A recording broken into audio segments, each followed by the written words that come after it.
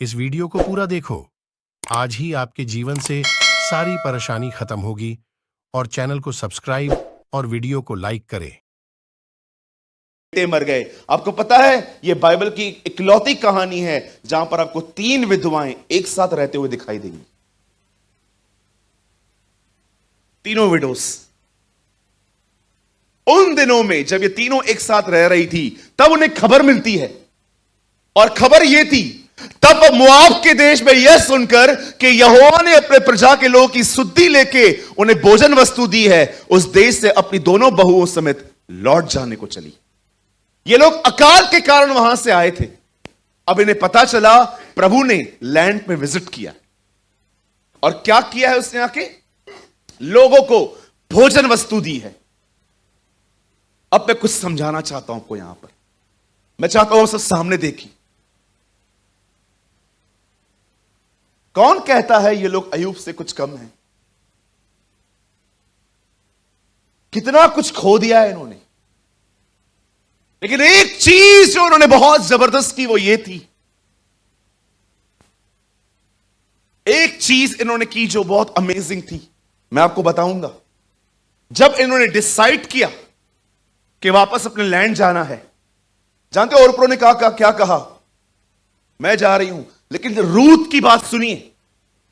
Ruth उसे कहती है मैं नहीं जाऊंगी, मैं तेरे साथ रहूंगी, क्योंकि तेरे लोग जो हैं वही मेरे लोग हैं, जो तेरा खुदा है वही मेरा खुदा है। एक ही चीज तुझे मुझसे अलग कर सकती है, वो बोलती है, एक ही चीज, मौत। और मैं आपको बताना चाहता हूं मेरे भाइयों, मेरी बहनों, विश्वास कीजिए जो मैं कह रहा हूं। नोआमी के और बच्चे नहीं थे। रूथ ये नहीं सोच रही थी इसका एक और बेटा है, उससे विवाह करवा देगी मेरा। वो सिर्फ उससे प्यार करती थी और इस वजह से उसके साथ आना चाहती थी। और बाइबल बताती है ये लोग वापस लौट आए, और वापस लौट आने के बाद जानते हो क्या हुआ? लोगों ने 10 साल के बाद भी उसे पहचान लिया। उन्होंने सबने कहा अरे ये तो नोआमी है, ये वापस आई है। बोलती है मुझे नोआमी मत कहो, मुझे मारा कहो। क्यों? बोलती है यहोवा का हाथ मुझ पर उठा है। अब मैं आपसे एक बात पूछना चाहता हूं, क्या सच में इसके बच्चों को उसके पति को खुदा ने मारा था? फिर ये परमेश्वर पे ब्लेम कैसे कर रही है? मैं आपको बताना चाहता हूं मेरे भाइयों, मेरी बहनों, हमारे जिंदगी में जितनी भी प्रॉब्लम्स आती हैं 99% उसकी रूट हम हैं। 99% गलतियां हमारी होती हैं। सक्सेस होते हैं हम लोग तो परमेश्वर मेरे साथ था, नहीं होते हैं खुदा ने ऐसा क्यों किया मेरे साथ। मैं आपको आज भी कहता हूं यह सवाल अपने अंदर से निकाल दो, प्रभु मेरी परीक्षा क्यों ले रहा है? परमेश्वर जब परीक्षा लेता है ना तो पहले बहुत तैयार करता है। बहुत सारी प्रॉब्लम्स, बहुत सारी दिक्कतें जो आती हैं, समझिए। मुझे एक बात बताइए, हमारे भारत में कुछ कुछ जगहों पे नहीं, लगभग हर जगह पे एक ऑर्डिनेंस पास होता है कि 10 बजे के बाद आपको लाउड स्पीकर नहीं चलाना है। लोगों के सोने का समय होता है, वो डिस्टर्ब हो जाते हैं। समझो हमारे इसी हॉल के पास में एक बिल्डिंग है, और हम लोगों को पता है कि 10 बजे के बाद उनको सोना रहता है, बच्चों की पढ़ाई होती है, एग्जाम्स होते हैं, बहुत होता है, ठीक है। और 10 बजे के बाद भी हम लोग यहां पर स्पीकर पे डांस, गाना, नाच रहे हैं, और वहां से वो लोग आते हैं ये देखने के लिए कि यहां क्या होता है, और वो आकाश को मारना चालू करते। पहले आकाश को मारते हैं, फिर गौरंग उसे बचाना चाहता था, फिर गौरंग को भी धो डालते, फिर 3-4 और भाइयों को धो डालते, और फिर एक आता है कैमरा लेके। क्या हुआ था यहां पर? आप देख रहे हो यहां पर मसीहों पे सताव चालू है, यहां पर लोग मार खा रहे हैं। परमेश्वर ऊपर से देखता है, ये सताव मैंने पीछा, गलतियां तुम करो, संविधान को तुम तोड़ो, और गलतियां मैं कर। बहुत सारे प्रॉब्लम्स की जड़ हमारी मूर्खताएं हैं। बोलिए मेरी मूर्खताएं हैं। एक बहन है, उसके अंदर किसी के लिए कचरा है, अब वो किसी और को बता रही है, ठीक है, और उसने आके मुझे बता दिया, फिर मैं किसी और को बता रहा हूं, अब सब लोगों ने उस बहन को घेर दिया और वो कहती है खुदा के लोग ऐसे नहीं हो सकते। अरे तेरे से ही निकली है वो गड़बड़। बहुत सारी बातें हम लोग क्रिएट, बोलो मैं। कभी कभी हम मसीहों को यह प्रार्थना करनी चाहिए, प्रभु तकलीफ इधर उधर नहीं है, तकलीफ तेरे सामने बैठी है, इसको ठीक कर। कितने लोग ये प्रेयर करते हैं, प्रभु तकलीफ इधर उधर नहीं है, तकलीफ तेरे सामने बैठी है, इसको ठीक कर। I am problem Lord, I am problem. इसीलिए पॉल जानता था कि इसका सबसे बड़ा प्रॉब्लम मैं है, इसीलिए वो कहता है मैं क्रूस पे चढ़ गया, अब मैं नहीं, मसीह मुझ में जीवित है। आप खुश रहना चाहते हो, मैं आपको एक चाबी दूं, बहुत खुश रहोगे आप, बहुत खुश रहोगे। कहिए अपने पास वाले से, सब जानने की कोशिश न कर। Oh you will be extremely happy. Aunty आपके घर में वो अंकल आए थे ना? हां आए थे, तो अच्छा,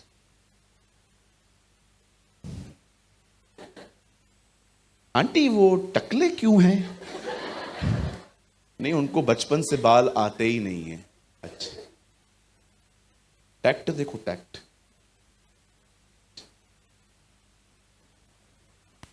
आंटी क्यों आए थे? आए थे वो, मेरी लड़की बड़ी हो रही है ना अभी, तो उसके लिए रिश्ता लेके आए थे। अच्छा, आंटी कुछ हुआ? नहीं, अभी देख के गए हैं ना, अभी तो इंक्वायरी होगी, सब कुछ होगा। अच्छा, आंटी कहां से आए हैं? अफ्रीका से आए। अफ्रीका से? हमारा तो बाजू से भी रिश्ता नहीं आता।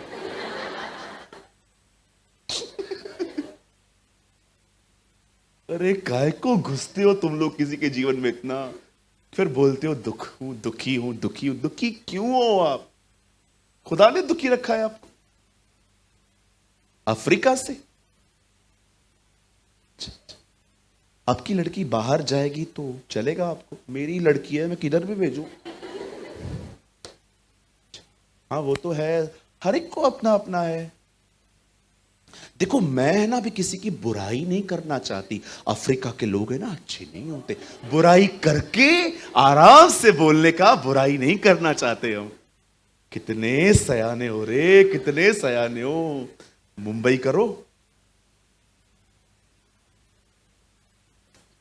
अब जाते जाते चलूं मैं आंटी? अंदर से आई क्यों? आंटी मैं चलूं? नहीं नहीं आप बैठ जाइए, चाय तो पी के जाइए। अच्छा ठीक है। अब तो ये तो लेवल 1 था, अभी लेवल 2 स्टार्ट होगा। अब चाय पीने के बहाने ओ आंटी और बताइए, और सब ठीक है आंटी जी, सब ठीक है। नहीं नहीं कुछ तो बताइए। और आपके पति कैसे हैं? अच्छे हैं, खर्चा वगैरह देते हैं? हाँ देते हैं, इसलिए तो चल रहा है घर। अच्छा आंटी मेरा वाला देता ही नहीं है। अब चालू हो गया। क्यों जानना चाहते हो आप दूसरों की जिंदगी में क्या चल रहा है? व्यर्थ विचारों में घुस जाते हो और फिर बोलते हो प्रेयर में मेरा मन नहीं लग रहा। अरे कैसे लगेगा मन? आप अपने आप को डब्बे की तरह खोल के बैठे हो, जिसको जो अंदर डालना है डाल दो। अरे आप प्रभु का मंदिर हो, म्युनिसिपैलिटी का कचरे का डब्बा नहीं हो कि सब अंदर रखते हो।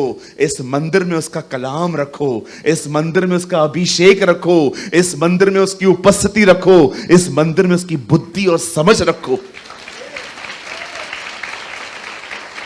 हर हर चीज के लिए भाई लोग भी कम नहीं है, ये लोग भी कम नहीं है, विश्वास कीजिए। ये मत सोचना कि मैं आपको बोलना चाहता हूं, ये भी बहुत कुछ ऐसा ही करते हैं। करूं क्या आपकी मिमिक्री?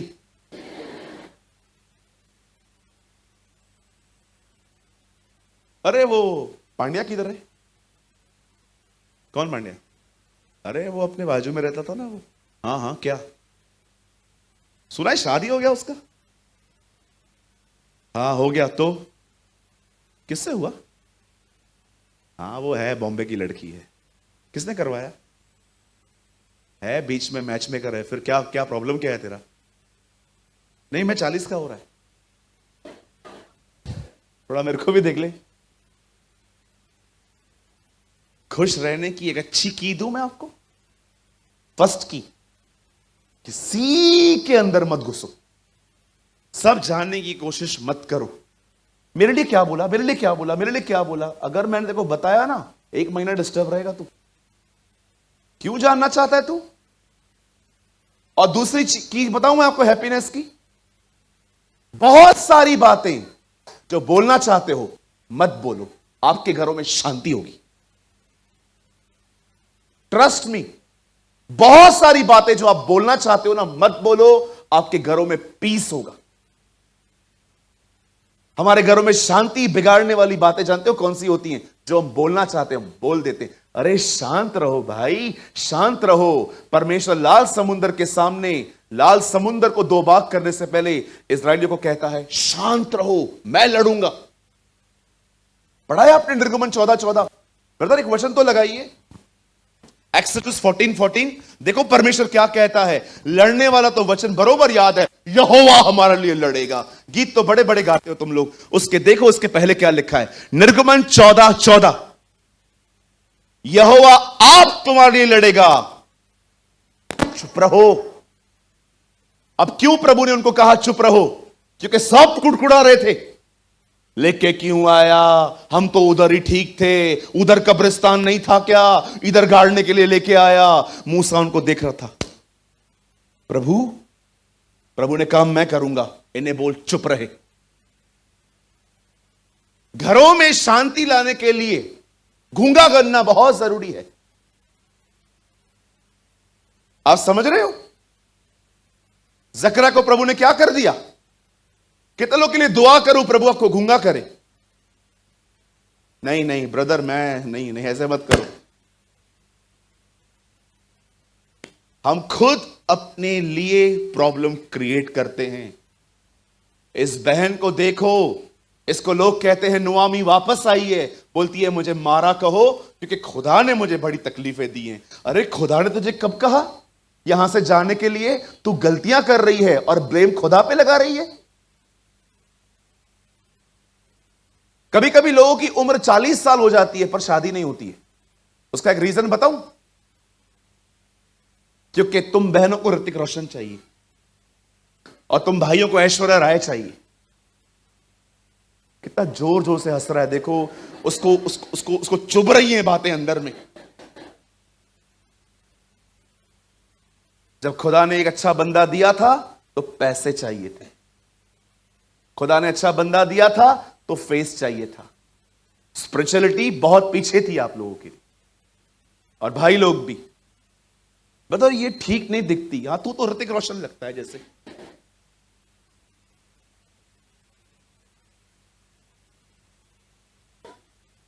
पाण तो वॾो ईअं छा लॻंदो आहे ॼण अलाए छा खपेसि छोकिरे खे। आज बहुत साल पहले एक लड़की ने से फोटो देखा। कौन है ये? अरे इससे शादी करेगा? इतना काला है वो, और देख के बोलता है। मेरे को लगता था फोटो से उस बहन को ऐसा कहना चाहिए था, ये कह रहा था।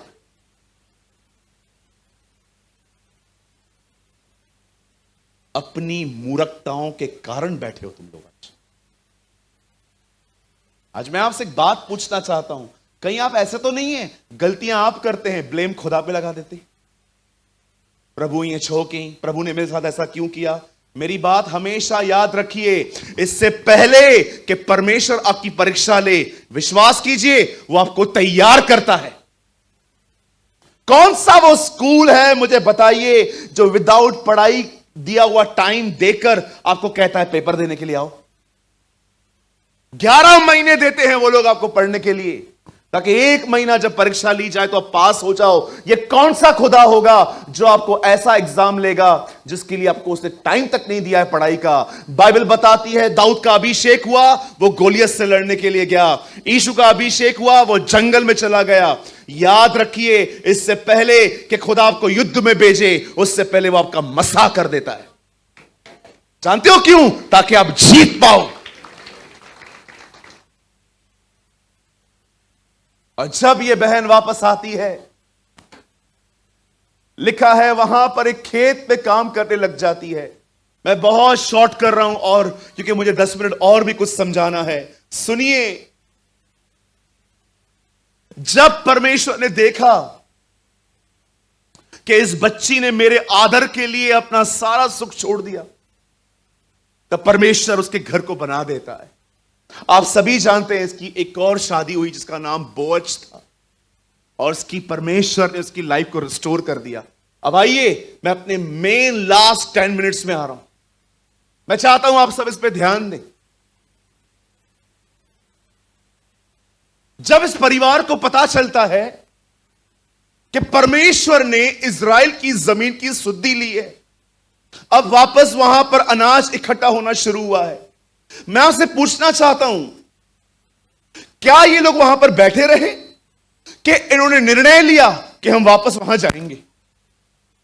मेरे भाइयों, मेरी बहनों, याद रखिए, वो सुद्धि की जमीन पर आए, और जैसे वो उस प्लेस पर आए जहां पर खुदा ने सुद्धि लेती, वहां पर उस जमीन पे पैर रखते ही परमेश्वर ने उनकी भी सुद्धि ली। उन्होंने भी उसी अनाज में से खाया जिस अनाज को परमेश्वर ने सुद्धि लेकर बढ़ाया था। सुनिए, कई लोग हैं यहां पर जो अपने नुकसानों को लेकर रोते रहते हैं। मेरा ये चला गया, मेरा वो चला गया, मेरा ये खत्म हो गया, मेरा वो खत्म हो गया। अपने नुकसानों को रोना बंद करके इन बहनों की जगह पर, उन सुद्धियों की जगह पे वापस आइए। जानते हो आपकी शुद्धि कैसे ली जाती है? सबसे पहले क्या खोया आपने? अगर आपने कोई व्यक्ति खोया है, मैं आपको कहना चाहता हूं, आप प्रॉब्लम की बात कर रहे हैं। मसीह के अंदर अगर कोई व्यक्ति मर जाता है, वो व्यक्ति भी वापस आएगा। पौल कहता है एक दिन हम प्रभु से मिलेंगे, और लिखा है जो हमसे पहले मरे थे वो हमसे पहले जी उठेंगे। आज मैं आपसे पूछना चाहता हूं, क्या चल रहा है आपका इन दिनों में मन में? मैंने ये खो दिया, मैंने ये खो दिया, मैंने ये खो दिया, मैंने ये खो दिया। अरे इससे ज्यादा खोया क्या आपने? 3 पुरुष घर के। अरे जब तक किसी के साथ ये ना हो ना, वो इस दर्द को समझ ही नहीं सकते। 3 पुरुष घर के अंदर, सब घर का घर खत्म। आप बिलीव कर सकते हो? मैं जानता हूं ये आपको थोड़ा इमोशनल कर सकता है। एक स्कूल में हमला हुआ था कुछ साल पहले, छोटे छोटे बच्चों को मारा गया था, और जब उन बच्चों को मट्टी दी गई तो उस पूरे प्रोग्राम के ऊपर, ब्लैक बोर्ड के ऊपर, व्हाइट शब्दों में जानते क्या लिखा गया? Little coffins are very heavy. छोटी कब्रें उठाने में बहुत ज्यादा भारी होती है। आप सोचो, पति को जाते हुए देखा, बच्चों को जाते हुए देखा, इस औरत के साथ क्या हुआ होगा? जब तक हमारा खुद का कोई न जाए ना, हमको दर्दों को समझ नहीं पाते। जस्ट हमारे माइंड में थ्योरी के रूप में वो रह जाते हैं, हाँ ऐसा हुआ था। लेकिन आप में से जिस किसी का भी कोई गया है ना कोविड के अंदर, कहां पर भी, आप समझ सकते हो ये बहन आपसे 2 कदम आगे थी। इसने अपनी आंखों से अपने पति को जाते देखा, अपने जवान बच्चों को जाते हुए देखा, टूट चुकी थी वो। इतना बड़ा नुकसान था उसके जिंदगी में, इतना बड़ा लॉस था उसके जिंदगी में। आप सोचो, उसके बच्चों के जाने के बाद जब उन प्लेसेस को देखती होगी जहां उसके बच्चे खेलते थे, सोते थे, उठते थे, बैठते थे, वो चीजें उसे कितनी काटती होंगी अंदर से।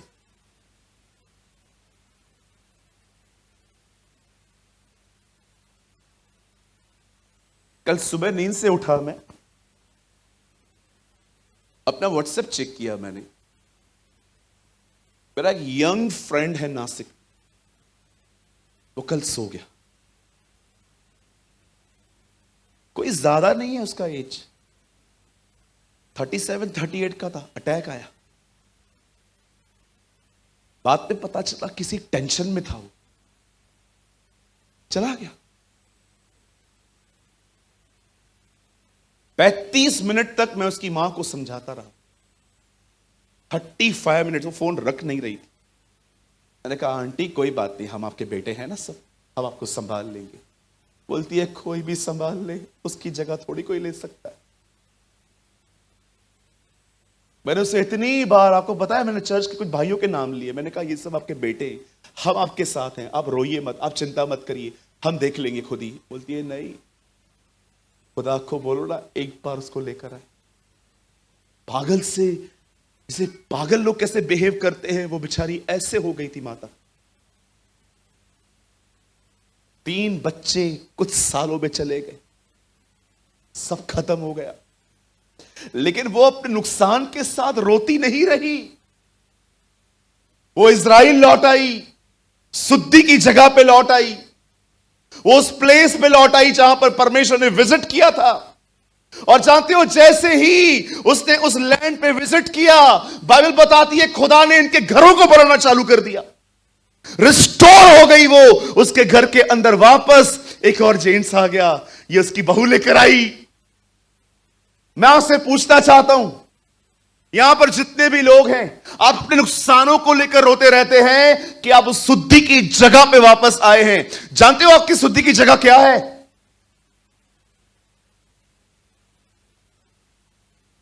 आपकी शुद्धि की जगह है जीसस।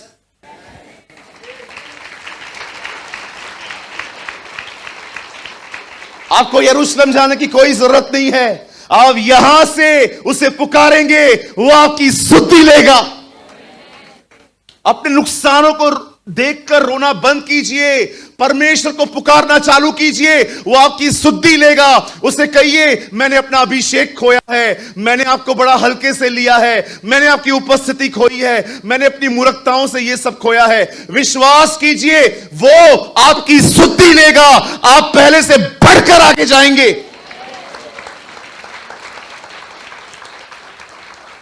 वो इतना महान है, जब वो देखता है ना ये नहीं पहुंच पाते हैं, मैं चला जाऊंगा। एक अंधा भिखारी सड़क के किनारे बैठा हुआ था, उसने कुछ आवाजें सुनी कि जुलूस जा रहा है। कुछ लोगों से पूछता है क्या हुआ यहां पर? बोलते हैं यीशु नासरी जा रहे हैं। जैसे उसे पता चला जीसस इज हियर लिखा है, वो चिल्लाने लगा यीशु, हे यीशु दाऊद की संतान मुझ पे दया कर। लोग उसको बोलते चुप कर, तेरी आवाज बड़ी इरिटेट करती है हमें, चुप कर।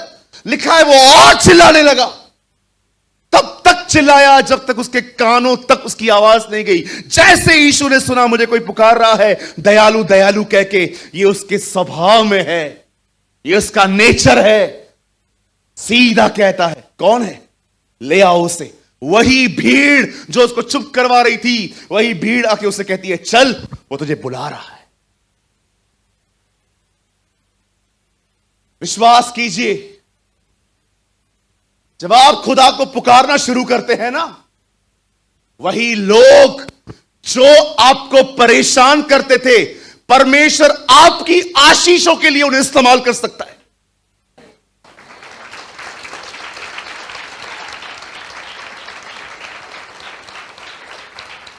नाइन नगर में जब एक विधवा आ रही थी, वहां लिखा है एक चौड़ा फाटक था, यीशु रुक गया और 9 नमक में लिखा है यीशु ने उस बच्चे को छुआ, वो लड़का अर्थी से उठा। और आपको पता है वहां क्या लिखा है? तब भीड़ ने कहा परमेश्वर ने हमारी शुद्धि ली है। God visit Israel.